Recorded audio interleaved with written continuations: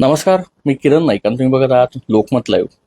नाशिकमध्ये कार्पोरेट जिहाद म्हणजे लव जिहाद सारखा जो प्रकार असतो तसाच एक कार्पोरेट जिहाद नावाचा प्रकार समोर आला. खरं तर धर्मांतर करणं किंवा नॉनव्हेज खाऊ घालणं, मुस्लिम पद्धतीचे रीतिरिवाज महिलांना ठेवायला लावणं, अशा वेगवेगळ्या आरोप आणि यासोबतच महिला अत्याचाराच्या घटना या नाशिकच्या टाटा कन्सल्टिंग सर्व्हिसेस म्हणजे TCS मध्ये घडला. आणि त्यामधले जे काही आरोपी आहेत ते या ठिकाणी पोलिसांनी जरी ताब्यात घेतले असते, मात्र एक महिला आरोपी जी आहे ती सध्याच्या परिस्थितीमध्ये फरार आहे. या संपूर्ण प्रकरणामध्ये एक नाव जे प्रामुख्याने समोर आलं ते म्हणजे दानिश शेख. दानिश शेख हा जो आहे या संपूर्ण प्रकरणातला मुख्य आरोपी खरं तर सांगितलं जातं. महिलेवर अत्याचार, तिला नॉनव्हेज खाऊ घालणं, तिला धर्मांतरसाठी प्रवृत्त करणं, एवढंच नव्हे तर हिंदू देवदेवतांवर वाईट पद्धतीने बोलणं, अशा वेगवेगळ्या प्रकारचे आरोप या दानिशवर लागलेले आहेत. मात्र हा संपूर्ण प्रकार कशा पद्धतीचा आहे हीच माहिती देण्यासाठी आरोपीचे वकील उमेश वालझाडे सर आपल्यासोबत आहे. सर, लोकमतमध्ये आपलं स्वागत. खरं तर कार्पोरेट जिहाद असं एक नाव उदयास आलं आणि त्याची ओळख ही नाशिकमध्ये निर्माण झाली. TCS मध्ये हा प्रकार घडला. दानिश शेख म्हणजे जो आरोपी आहे त्याच्यावर महिलेवर बलात्कार, धर्मांतराला प्रवृत्त करणे, वेगवेगळे आरोप खरं तर या ठिकाणी. हे सविस्तर प्रकरण काय आहे या सध्याच्या परिस्थितीमध्ये, काय हे प्रकरण आहे? नमस्कार, मी ॲडव्होकेट वालझाडे. सर्वप्रथम मी हे सांगेन की धर्मांतर करणे किंवा प्रवृत्त करणे ही अतिशय चुकीची प्रवृत्ती आहे. हिला आळा घालणं गरजेचं आहे आणि मी कुठल्याही प्रकारे त्याचं प्रोत्साहन करत नाही किंवा तसं होता कामा नाही, मी त्याचा निषेध करतो.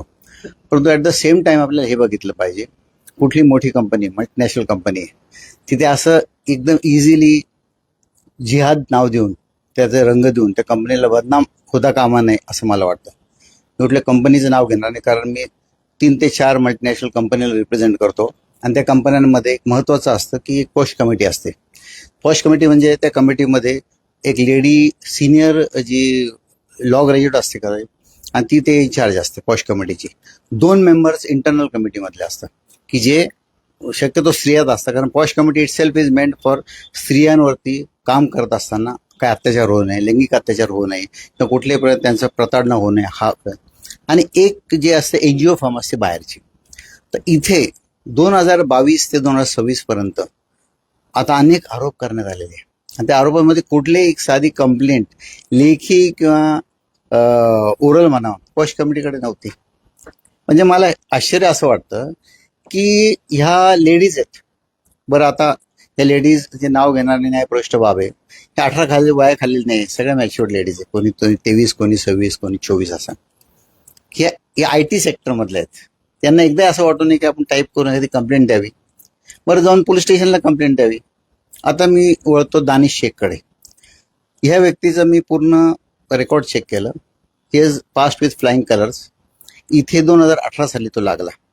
त्यानंतर त्याला कंपनीमध्ये बढतीमध्ये चांगलं काम केल्याबद्दल. बरं, त्यानंतर 2022 ही मुलगी जॉईन झाली. नाव घेत नाही, ती मुलगी जॉईन झाली. ती जॉईन झाली एक, आता कुठल्या कंपनीला एखादं जॉईन करायचं असेल तर रेफरल द्यावा लागतो. रेफरल, समजा मला जॉईन करायचं आहे, शिफारस लागते. शिफारसचं काहीतरी टोकन ऑफ मनी पण दिला जातो. हे रेफरल जे आहे एका एक्स व्यक्तीने दिलेलं आहे. त्या ग्रुपमध्ये एक पाटील, एक असे 3-4, 2 हिंदूज, एक मुस्लिम असे ते रेफरल देऊन ती जॉईन झाली. बरं, अनावधाने दानिश असं लक्षात आलं की ती त्याच्याच एका काळात त्याच्या 10 वर्ष लहान त्याच्यापेक्षा, पण ते शाळेत शिकलेली, कॉलेजला शिकलेली मुलगी. आता ऑब्वियस आहे भेटीगाठी होणार. बरं, भेटीगाठी झाल्या तर दानिशची टीममध्ये ती नव्हती, ती दुसऱ्या टीममध्ये होती. दोन्ही टीम अंडर वन रूफ काम करतात. आता मग त्यानंतर काय झालं की ओढ निर्माण झाली, मैत्री झाली एकमेकांशी. तिला हे माहिती होतं की दानिश हा विवाहित मुलगा आहे, त्याला 2 मुलं आहेत, पत्नी, 2 मुलं आहेत. She was very much in touch with the family of Danish. आता मला एक सांगा की तिच्या बर्थडेजला कुठे सेलिब्रेट करायला जाणं, चॅट्स जर बघितली त्याचे, माझ्याकडे चॅट्स आहेत, प्रकरण न्यायप्रविष्ट, मी काही जास्त सांगत नाही, परंतु चॅट्स रेसिप्रोकल आहेत. मी तुम्हाला हे करतो, अप्रोच करतो, तुम्ही मला अप्रोच करता. मीटिंग्ज होता, अनेक जेवण होतं अनेक ठिकाणी, अनेक विविध प्रकारचे भेटीगाठी होता. समजा त्या मुलीचा बड्डे, हा दानिश जातो, ते बड्डे सेलिब्रेट करता, असं एकदा आणि दोनदा होतं. त्यानंतर कालांतराने असं लक्षात येतं की त्या मुलीचा एका विशिष्ट धर्माकडे ओढ वाढत गेली. ओढ म्हणू आपण. तिने उपवास ठेवणे, पेहराव जो हिजाब थोडासा म्हणजे फॅशनेबल ड्रेसपेक्षा असे ओढणे वगैरे घ्यायला लागणं, हे तिच्या घरात खटकलं. बरं, ती झाली एक साईड. दानिशच्या घरामध्ये त्याच्या पत्नीलाही हे जाणवायला लागलं की हे SMS रोज येत आहे, चॅट्स रोज येत आहे. तिने कॉन्टॅक्ट केला की दीदी आप ऐसा ये बातें ज्यादा बढ़ रही, क्या बात है. तर तिने मग सांगितलं हम फ्रेंड्स आहे वगैरे वगैरे. आणि अचानकपणे दानिश एक दिवस झोपेतून सकाळी उठतो आणि त्याला कळतं की FIR फाईल झाली. FIR फाईल झाली. त्यामध्ये अतिशय गंभीर आरोप केले गेले किंवा हा एका विशिष्ट रिलिजनच्या देवादेवतींबरोबर बाबत वेगळं बोलायला लागला. तिला बाकीच्या गोष्टी जवळीक साधायला लागला. कालांतराने तिच्याबरोबर बाहेरही गेला वगैरे वगैरे. अशा आरोपाची ती FIR आहे. बरं, अरेस्ट झाल्यानंतर त्या सुरुवातीला 2 दिवस PCR मिळाली, मग त्यानंतर अजून 3 दिवस PCR मुळे MCR झाला. बरं, त्यानंतर आश्चर्यकारकरित्या ती स्त्री ही एक शेड्यूल कास्टची असं कळालं. मग अॅट्रॉसिटीजचा गुन्हा त्यात ॲड झाला. बरं, आता हे जे गुन्हे आले, हे समोर आला गुन्हा, त्यानंतर मला आश्चर्य वाटतं की एकदम 1, 2, 3, 4, 5, 6, 7 गुन्हे. 7 गुन्ह्यामध्ये वेगवेगळ्या लेडीज, मग आणि ते जेंट्स पण आहे.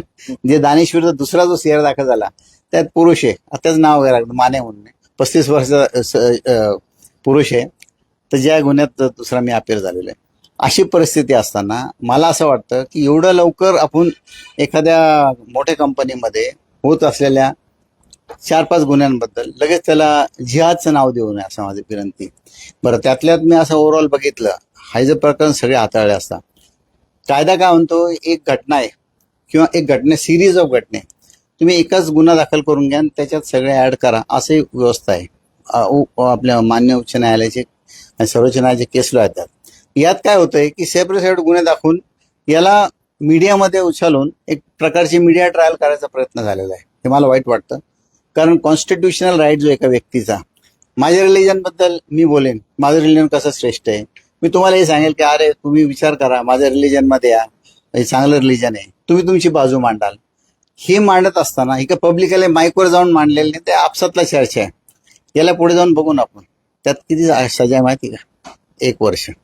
जर दोघं बसलोत आपण एक धर्माबद्दल आपण विचार करतोय, चर्चा करतोय, तो सेक्शन 302चा याच्यात लागू होतोय.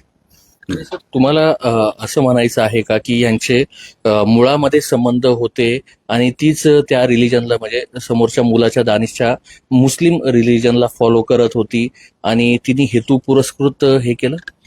हेतू पुरस्कार म्हणण्यापेक्षा मला हे वाटतं की 2002 पासून जे संबंध आहेत, 2006 साली अचानक पुण्यात तिला काय व्हावं किंवा तिने अचानकपणे जाऊन डिले, कुठल्या बलात्काराची केस म्हणा की स्त्रीवरती झालेल्या प्रकरणावर डिले होतो, परंतु तिला अचानकपणे असे स्फूर्तिक आले ते जाऊन डायरेक्ट कंप्लेंट द्यावी. तिने पहिले पार्श्वभूमी बघायला, पॉश कंपनीकडे जावं, बाकीचं बघावं. मला डाऊट येतो की कुठेतरी एखादा मीडियामध्ये किंवा एखादी सिरियस केस नाशिकमध्ये चालू आहे, त्याला कलाटणी द्यावी, तर काय करायचं, मग योग्य आहे तर मग अशी केस एक बाहेर काढा. सॉरी टू से, पण नाण्याच्या दोन्ही बाजू बघायला पाहिजे. एकेकडे एका व्यक्तीचं लिबर्टी, त्याचं कॉन्स्टिट्युशनल राईट, त्याला आज 1 महिना झाला डांबवून ठेवलेलं आहे. बरं, त्यात काही नाही, आणतात कोर्टात हजर करून घेऊन जातात कुठली, कारण त्याकडे रिकव्हरी काय करायची नाही, त्याकडून जप्त काय करायचं नाही. SIT कमिटी इस्टॅब्लिश झालेली आहे. बरं, आता थोडं मी असं पोस्ट कमिटीचं सांगतो की त्यात तर यांना काही मिळालेलं नाही. त्यात ती निदा खान एका लेडीचं नाव येते, ती मुस्लिम लेडी. ती मी ज्यावेळेस प्रथमतः आणलं त्यावेळी माहिती काढली तर तिथं she was already left the job असं दिसतंय, म्हणजे दुसरीकडे गेली होती आणि नंतर ती दुसरीकडे जाऊन दुसरीकडे जॉईन झाल्याचं कळालं आणि ती प्रेग्नंट पण आहे असं मला कळालंय. बरं, असं असताना ते चेनहानीचा विषय निघाला. या सगळ्या गोष्टी आहे, या तपासाचा भाग आहे. न्यायप्रविष्ट आपल्याला कळलंच, पण तो कुठेतरी जाऊन काहीतरी एखादा हे बघायचं, याचा मोबाईल चेक करायचा, याच्या मोबाईल कोणाची लिंक आहे तुम्ही बघा, मीडियाला कशाला टाकतो, तुम्ही बघा, चेक करा आणि मिळाले लागे बांधे. आता कोणाची लागे मिळत ते सिद्ध करा, चांगलं आम्हाला आवडेल, कारण कुठेतरी इन्व्हेस्टिगेशन चांगलं होतं. परंतु केवळ काहीतरी मिळायचे, पुरावा मिळायच्या आधी कुठेतरी मीडियाने ते उचलायचं, ते चुकीचं होऊन जातं. आज त्या दानिशचा परिवार, त्याची पत्नी आज ॲडमिट आहे हॉस्पिटलला, 2 मुलं रस्त्यावर आलेत. त्याची आई रडते साधारण, असं नको राहिला ना. कुठेतरी दानिशला किती अवॉर्ड मिळाले, कंपनी किती चांगले कामं केलेली आहेत. आता माने जो आहे दुसरा आरोपी, त्याबद्दल मी सांगितलं त्याचे वडील हार्टच्या आजाराने आजारी होते. दानिश आणि तौफिक यांनी त्याला तू उधर देख उनके लिए, हम तेरा इधर कैसा तेरा काम हम कर लेते, रिक्वेस्ट करून वरिष्ठांना त्याचं ते हे वाचवलं, त्यांनी पगार वाचवलेला आहे. आणि कशाला अशी परिस्थिती ते कुठे तो जिहाद करतील आणि जबरदस्तीने तुम्ही त्याला कन्वर्ट करायचं. आणि कन्वर्टची प्रोसेस तुम्हाला माहिती आहे का साहेब, मी जरी मोमेडियन नसलो, कन्वर्शन करणं एवढं सोपं नाही का. तुम्हाला टोपी घातली मी आणि एखादा मांसचा तुकडा खाऊ घातला, हे ठीक आहे, तुमच्या भावना दुखवू शकता का, परंतु कन्व्हर्जन करणं ही फार मोठी गोष्ट आहे साहेब. 5 फॅक्टर्स आहेत त्याला. म्हणजे आम जनतेला समजावं तर मटण खाऊ घातलं तो बाटला असं होत नाही. त्याला त्या व्यक्तीला किंवा तिला मस्जिदमध्ये घेऊन जावं लागतं. पहिलं साफसुथरा मस्जिदमध्ये घेऊन, तर तिथले मौलवी असतात, ते त्याला कलमा पडवता. बरं, तिथे एक रजिस्टर मेंटेन असतं. त्या रजिस्टरमध्ये नाव, जे तुमचं किरण नाईक आहे तर किरण शेख असं जे ते नाव बदली केलं जाईल. तुमच्याकडून जकातचं अंडरटेकिंग घेतलं जाईल की 10% तुम्ही जे कमवता ते जकात तुम्ही कम्युनिटीला द्यायचं. त्यानंतर मक्का मदिना हज कराल असं अंडरटेकिंग द्यावं लागतं. त्यानंतर बाकी अजून प्रकार आहेत की तुमचं नमाज कशी पडायची ती प्रोसिजर समजून घ्यावी लागते. आपले जर सूर्यनमस्कार योगाचे तसे नमाज पठण कसं करावं, कोणत्या वेळी करावं, दिवसातून किती वेळा करावं हे समजून घ्यावं लागतं. आणि लास्ट नॉट लिस्ट एक सुन्नत म्हणून प्रकार आहे, त्यावर मी एवढं खोलात जात नाही, परंतु फार मोठी प्रोसिजर आहे. तो धर्म असं बसून त्याला पाठवून धर्मांतर होत नाही. बरं, असं आहे, एखादा छोटा मुलगा आहे त्याला जबरदस्तीने उचलून घेऊन गेलं धर्मात, ती गोष्ट समजू शकतो. नाबालिक मुलगी आहे त्याला जबरदस्ती, इथे मॅच्युअर्ड व्यक्ती आहात तुम्ही, तुमचे चांगलं वाईट तुम्हाला कळतं. बरं, होऊ शकतं ना एखाद्या व्यक्तीला एखादा धर्म आवडला, त्याकडे तो अट्रॅक्ट होऊ शकतो. याला आपण लगेच घाईघाईत म्हणायचं की धर्मांतराचा प्रयत्न किंवा प्रवृत्त केलं तर किरणजी असं म्हणता येणार नाही. तर आपण it is too early to make any comment. पण मी म्हणेन का हा जो प्रकार चाललाय थोडा तपास होऊ द्या, त्यानंतर बऱ्याचशा गोष्टी बाहेर येतील. आणि आता दानिशचा तर 2 तारखेला जामीन अर्ज ठेवलेला आहे, 2 मेला. तर बघूया, त्या दिवशी आय एम कॉन्फिडंट की उच्च न्यायालयाने सर्वोच्च न्यायालयाने देखील म्हटलेलं आहे की 2 व्यक्ती भले ते विवाहित असू दे, त्यांनी जर एक्स्ट्रा मॅरिटल अफेअर ठेवलं आणि कन्सेन्शुअल सेक्शुअल रिलेशनशिप म्हणजे संमतीने झाला असेल, आता तुम्ही एवढे केसेस बघता, त्याच्यामध्ये त्याला रेप हा शब्द वापरणं फार हार्श होईल. इथे तसा प्रकार दिसत नाही. परंतु आता ते न्यायप्रविष्ट प्रकरण आहे, मी कुठल्या बाजूने बोलणं योग्य नाही. त्यामुळे मी आता एवढं सांगेन तुम्हाला की 2 तारखेला याच्यात मी माझा युक्तिवाद करणार. त्यामध्ये बरेचसे चॅट्स, बरेचसे फोटोग्राफ्स, बऱ्याचशा गोष्टी मी बाहेर आणेन. तेव्हा आपल्या लक्षात येईलच की हा प्रकार जो आहे हा एका 2 एज्युकेटेड व्यक्तींमधला मॅच्युअर्ड प्रकार आहे. हा काय कुठल्या जबरदस्तीचा किंवा कोणीतरी त्यांना प्रवृत्त केला असं केला प्रकार असं मला तरी दिसत नाही सध्या. यामध्ये सर आपण जरी सांगितलं का त्या म्युच्युअल असतील किंवा संमतीने त्यांनी काय केलं असेल ते, मात्र एकत्र 9 FIR होणे हे पण कुठेतरी एक प्रश्नचिन्ह या निमित्ताने उपस्थित होतो ना. कारण की एक FIR झाली असती दानिशची तर त्याच्या म्हणजे या 9 मध्ये तर दानिशच्या FIR मध्ये बलात्कारचा उल्लेख आहे, बाकीच्या कोणत्या प्रकरणात नाहीये. तर ह्यामध्ये जर आपण असं बघितलं का एकत्र 9 FIR होणे, मग हे कोणतं कारण? नाही, ही बाब गंभीर आहे. परंतु मी जसं सुरुवात केली, मी फक्त दानिशपुरतच बघतोय, बाकीच्या आरोपींचा मी काही रेकॉर्ड बघितलेलं नाही आणि मला त्या खोलात जायचं नाही, तो माझा अजेंडा नाही. माझं एवढंच आहे की दानिश जो आहे त्याला मी सेफगार्ड कसं करू शकतो. साहेब, तो जर खरंच दोषी असेल, पुरावे उद्या, त्याला योग्य ती शिक्षा द्या, हँग हिम. परंतु जर निर्दोष असेल तर निर्दोष व्यक्तीला अशा प्रकारे भेटीस धरून हा प्रकार होतो आणि एवढीच माझी विनंती आहे. बाकीच्या मॅटर्सबद्दल मी बोलणार नाही. नो डाऊट FIR झालेत आणि असं होतं, एखाद्या FIR काही मुली समोर येत नाही, परंतु आल्या त्यांना सूट मिळाल्यानंतर ते येतात. आता बऱ्याचशा मल्टीनॅशनल कंपनीज आहेत, त्यात 20 to 30% मोमेडियन मुलं मुली आहेत ना. पण आता कसं आहे, आपण म्हणतो ना, आपण एक कारण झालं, यात सुरुवात झाली आहे. बघूया तपास यंत्रणा कुठे जाते. का जास्त मी बोलणं योग्य नाही या स्टेजला, सेन्सिटिव्ह मॅटर आहे. सर, एक शेवटचा प्रश्न मला असा आहे का 2 तारखेला निदा शेख ज्या आहेत, ज्या फरार आहेत, त्या प्रेग्नेंट पण आहेत असं त्यांनी पत्र दिलेलं आहे, त्यांची पण अटकपूर्व जामीनची सुनावणी या ठिकाणी ठेवलेली आहे. 2 तारखेला तुम्ही जसं सांगितलं की दानिशचं तुम्ही जामीन ठेवताय. चेनानी याच्यामध्ये एक घटक जो असा महत्वाचा आला का ह्या मुलींनी फोनवर किंवा कल्पना त्यांना दिली होती, परत दानिश आणि त्या ज्या HR मॅनेजर आहेत त्यांच्यामध्ये कम्युनिकेशन होतं, असे वेगवेगळे जे गोष्टी समोर आलेल्या आहेत. SITच्या मार्फत हे संपूर्ण जरी प्रकरण सुरू असलं, मात्र ह्यामध्ये एक जो प्रश्न निर्माण होतो का तपास जो आहे तो पोलीस करताय आणि ह्यामध्ये कुठे ना कुठे क्लू जो आहे तो पुढे पुढे मिळत गेला असं वाटतंय. नाही आता हे बघा, as far as Danish is concern, मी म्हणेन की दानिश हा हेड नव्हता ना कुठल्याही कंपनीत, तो इव्हन टीम हेड नव्हता, तो लीड होता. लीड म्हणजे टीम हेडवरती काम करणं, त्यानंतर दानिश आणि नंतर बाकी सगळं. याच्यात त्या चैनानी किंवा ह्या ज्या निदा खान तर ती कुठे सीनमध्ये नाहीच आहे आज. आणि आता तिचं अटकपूर्व जामीनचं मला वाटतं आज आर्ग्युमेंट झालेलं आहे, 2 तारखेला पुढचं ठेवलं आहे. परंतु त्यात ते त्यांचे काय पुरावा होतं ते बघून आपण, परंतु दानिशपर्यंत कुणी अप्रोच झाले नाही किंवा दानिश कोणाला अप्रोच झालेलं नाही. आणि कुठले त्यांचा सबऑर्डिनेट हा म्हणजे ग्रासरूट लेवलला कामं करणार आहे, याचे कुठले वरपर्यंत होल्ड नाही कुठल्या प्रकारे. हा टीम लीड आहे फक्त, त्या टीमचा कॅप्टन सुद्धा नाही. अशावरती याच्या हातात कुठलाही राईट नाही. हा एकदम ग्रासरूट लेवलला काम करणारा मुलगा आहे आणि त्यामुळे त्याच्यावर तर हा किंग मेकर आहे का. हा जस्ट एक FIR झाली, FIR मध्ये असे आरोप झालेले, ते आरोप अजून त्याच्यात तपास व्हायचा आहे, ते सिद्ध व्हायला बराच वेळ अजून. बघूया ना काय पुरावे येतात, त्यानंतर कळेल आपल्याला. एक प्रश्न मला असा डोक्यात आला, याला कॉर्पोरेट जिहाद नाव देण्यात आलं. नाशिकचं TCS जे आहे ते बंद करण्यात आलं, जे होते त्यांना वर्क फ्रॉम होम देण्यात आलं. माझ्या माहितीनुसार 131 लोक या टाटा कन्सल्टिंगमध्ये होते, त्याच्यामध्ये 80% या महिला होत्या. तर म्हणजे हे कुठेतरी याच्यामध्ये राजकारण आलेलं असं आपल्याला वाटतंय, कारण की जर आपण सध्याच्या परिस्थितीत बघितलं तर काही जे नेते आहेत त्यांच्याकडनं लव जिहाद, कॉर्पोरेट जिहाद असे वेगवेगळे जिहादांची नावं समोर आलेले आहेत. तर ह्यामध्ये कॉर्पोरेट जिहाद आहे.